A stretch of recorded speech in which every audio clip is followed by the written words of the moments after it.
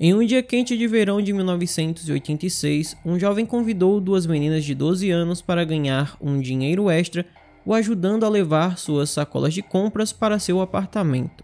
As meninas concordaram, mas assim que cruzaram a soleira da porta, o charmoso rapaz de 21 anos se transformou em um verdadeiro monstro. Então, se você se interessa por esse tipo de conteúdo e quer saber o que aconteceu, eu te convido a se inscrever aí clicando no botão vermelho que tem abaixo escrito inscreva-se, e peço também que ative o sino das notificações, porque assim toda vez que eu enviar um vídeo novo, o YouTube te notifica e você pode vir aqui sempre consumir um conteúdo de qualidade.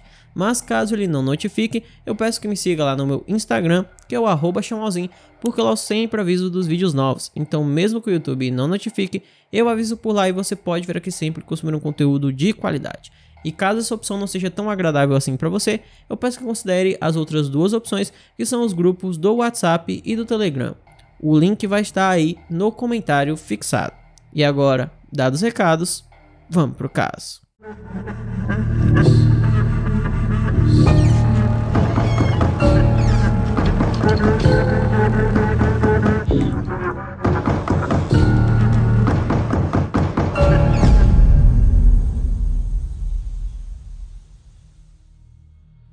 Jukka Lindholm nasceu na cidade finlandesa de Oulu em julho de 1965. Ele era o segundo filho de seus pais, que trabalhavam como vendedor e garçonete. O casal esperava que o bebê salvasse seu casamento em ruínas, mas isso não aconteceu, e um ano depois, eles se divorciaram. Vale dizer que a separação foi relativamente tranquila. Jukka permaneceu com a mãe Lana, que se casou novamente, mas o pai o via regularmente e o levava para ficar com ele. Jukka tinha também um bom relacionamento com o padrasto e com seu meio-irmão e a irmã. O menino cresceu com muito carinho e amor, nunca causando preocupações para os pais. Porém, algo mudou. Quando adolescente, Jukka começou a beber álcool e tornou-se viciado em substâncias ilícitas. Então seus pais, na esperança de trazer o filho de volta à razão, pararam de lhe dar dinheiro. Mas em vez de criar juízo, ele começou a roubar, e fez isso não apenas para manter seu vício, já que cometer crimes também lhe dava muito prazer. Um pouco mais tarde, o Jukka conheceu alguns outros delinquentes iguais a ele, e eles formaram uma espécie de gangue que era especializada em cometer furtos a caça-níqueis. Para fazer esses roubos, eles só precisavam de uma linha de pesca e de bastante habilidade. Porém, o Jukka não parou por aí e logo ele começou a cometer outros crimes. Em uma noite de novembro de 1981, uma estudante de 16 anos chamada Kate voltava para casa depois de uma festa no apartamento de uma amiga. Ela chamou o elevador, mas quando estava prestes a entrar, ela ouviu alguns passos atrás dela. Era um jovem vestindo jaqueta preta, chapéu e luvas. Seu rosto também estava escondido por um lenço. Ele empurrou a garota para dentro do elevador e apertou o botão do porão. Quando se encontraram em um quarto escuro e úmido, o agressor anunciou a Kate que iria lhe violar. Mas a jovem não iria deixar isso acontecer sem lutar. Como resultado, iniciou-se uma luta entre eles, durante a qual a menina conseguiu se libertar e fugir. E é claro, ela foi imediatamente até a polícia. Os policiais dirigiram-se ao endereço indicado pelo adolescente o mais rápido possível, mas o agressor já havia fugido. Felizmente, Kate conseguiu ver parcialmente o rosto dele e afirmou que já tinha o visto antes. Foram mostradas a ela diversas fotografias de criminosos conhecidos da polícia, e em uma das fotos estava Jukka Lindholm. Kate imediatamente o reconheceu como seu agressor, pois ele era seu vizinho e no passado havia tentado dar em cima dela. Quando a polícia deteve o adolescente, Jukka admitiu que ele apenas exagerou um pouco. E em 1982, o tribunal condenou o jovem a 6 meses de prisão suspensa e uma multa. 2 anos depois, o Jukka chamou a atenção da polícia novamente quando invadiu uma loja na intenção de roubá-la, junto com seu grupo de trombadinhas. E ele acabou sendo punido com 1 ano de detenção em um instituto correcional juvenil. Após sua libertação em agosto de 1985, Jukka, de 20 anos, saiu de férias para a cidade com sua mãe Lana e o novo marido dela, que já era o terceiro. O dia começou bem, mas depois houve uma briga entre a mulher, de 48 anos, e o companheiro dela, que quase resultou em uma agressão física. Como resultado, o marido de Laina foi embora, e a mulher e seu filho foram fazer um passeio pelos bares. Na manhã seguinte, Yuka iria encontrar-se com o pai, mas ele não apareceu. O homem, preocupado, ligou para a ex-mulher com quem o filho iria passar a noite.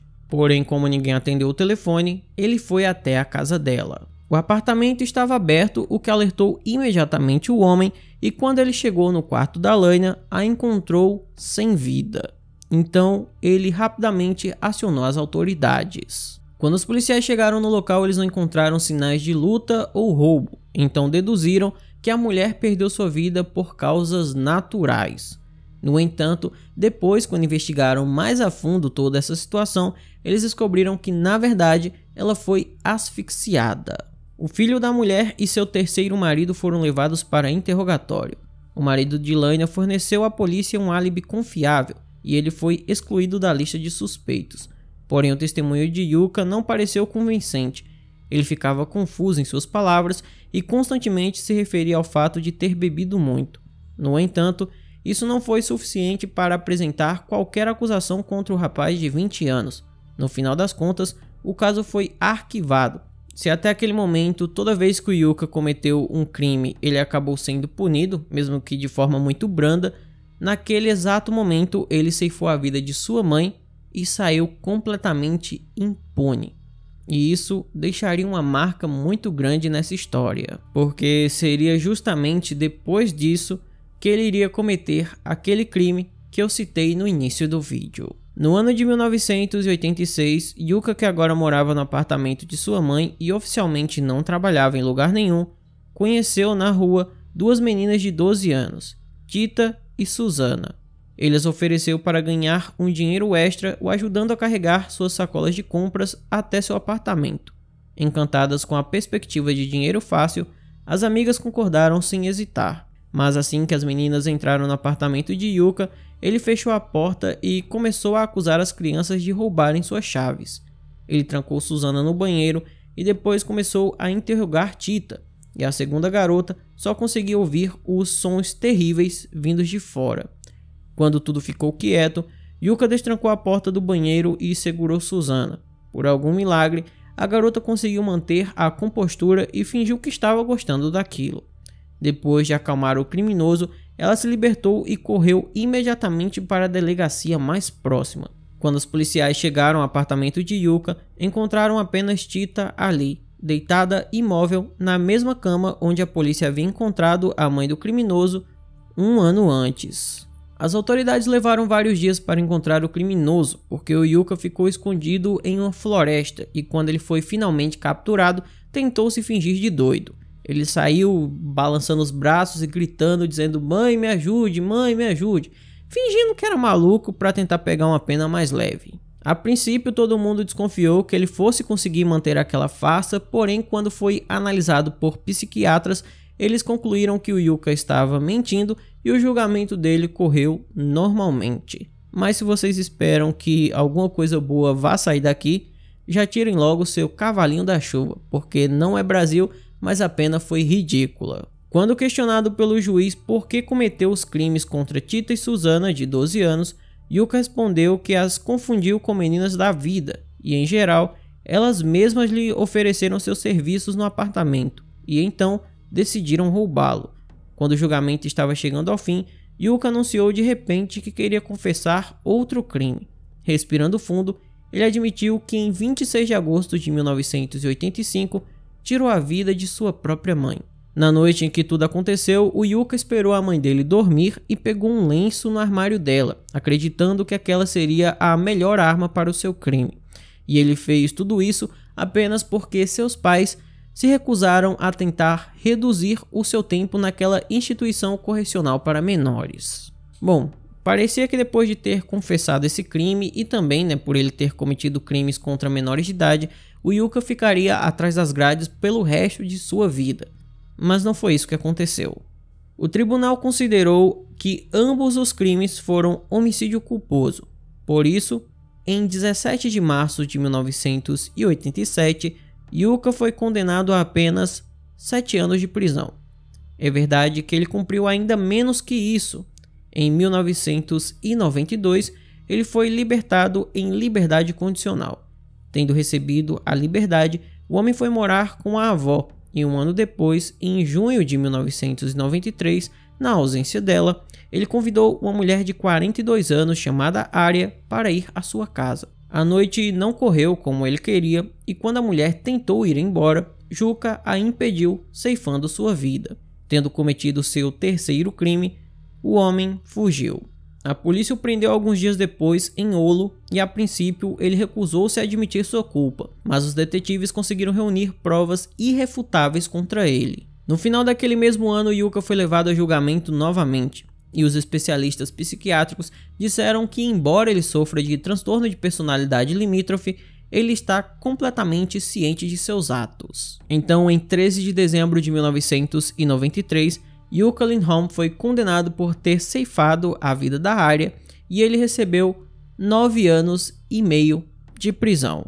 No entanto, um pouco depois, um procurador acabou recorrendo dessa sentença e ela foi aumentada para 10 anos e meio. Já no início dos anos 2000, quando a sentença de Yuka estava terminando, ele foi enviado para uma instalação especial para determinar se poderia retornar a uma vida normal. Logo, o homem entendeu que seria improvável que fosse libertado, então ele teve um plano inusitado, e a sua ideia surpreendeu a todos. Yuka, de repente, começou a exigir roupas e cosméticos femininos, declarando que a partir daquele momento ele era Maria Pentland. O chefe da prisão tentou impedi-lo, mas o homem apresentou queixa ao provedor de justiça, que manteve as suas exigências. Mais tarde, o criminoso chegou a ser transferido para um presídio feminino. No entanto, essa não foi a única reviravolta inesperada na história dele.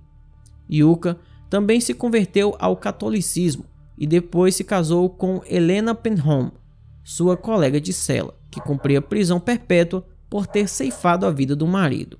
Parece que o plano dele era convencer a todos de seu renascimento em uma nova pessoa, que não tinha nada a ver com Yuka Lindholm, até porque ele mudou oficialmente de nome e gênero, mas somente no papel. Olha, eu acho que independente do que a pessoa fez, ela merece ter a sua orientação sexual e também o gênero que ela se define tem que ser respeitado. Porém, eu me recuso a respeitar o gênero do Yuka aqui porque essa mudança, ela não foi uma mudança verdadeira. Ele só fez isso para sair da cadeia. Então, continuarei chamando ele de Yuka, não importa se ele tenha mudado seu nome para Maria. Tendo retornado à sociedade, o Yuka inicialmente tentou manter uma vida dentro da lei, mas já no ano de 2009, ele pediu para que uma massagista fosse à sua casa realizar uma massagem, E quando ela estava iniciando o procedimento, ele tentou a violar. A mulher conseguiu fugir do local, mas não prestou queixa. No entanto, já no ano seguinte, em 2010, ele contratou uma faxineira através de um anúncio no jornal e tentou abusar dessa mulher.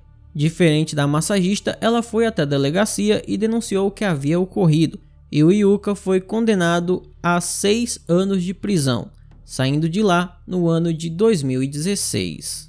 É óbvio que ele não mudou absolutamente nada, porque 2 anos depois foi acusado de ceifar a vida de Ana, de 29 anos, que conheceu na rua e a convidou para se divertir em sua casa. Só depois disso, Yuka foi condenado à prisão perpétua. Curiosamente, oficialmente ele ainda é considerado Maria Pentland e é oficialmente a única mulher serial killer na Finlândia. Bom, acho que vocês já sabem que eu comento muito sobre o fato das pessoas dizerem que é só no Brasil que não existe justiça. Como se todo lugar do mundo fosse incrível e só o Brasil que não presta. Eu não sou o maior patriota do mundo, longe de mim, Tem as minhas questões com o nosso país, mas assim, nesse caso em si é muito mais revoltante do que o que acontece no Brasil, porque aqui no Brasil não tem prisão perpétua. A gente sabe que uma pessoa que ceifa a vida do outro vai passar ali um tempo na cadeia e vai acabar saindo, porque a justiça é isso aqui no nosso país. Mas lá tem prisão perpétua, o cara cometeu vários e vários crimes e só no último crime, depois de ele já ter sido preso várias vezes, é que eles decidiram dar prisão perpétua. Se eles tivessem dado essa sentença desde que ele ceifou a vida da mãe dele, que por sinal ele nem iria pagar por isso, outras pessoas teriam suas vidas poupadas. Então assim, é de se pensar. Então esse foi o vídeo de hoje, espero imensamente que vocês tenham gostado da forma como narra os casos e jamais do que acontece. Se você gostou, peço que deixe um like, se inscreva no canal, mande para todos os seus amigos, opine nos comentários, fale o que você achou desse caso e se você não concorda com o que eu falei, também fala aí o que você acha.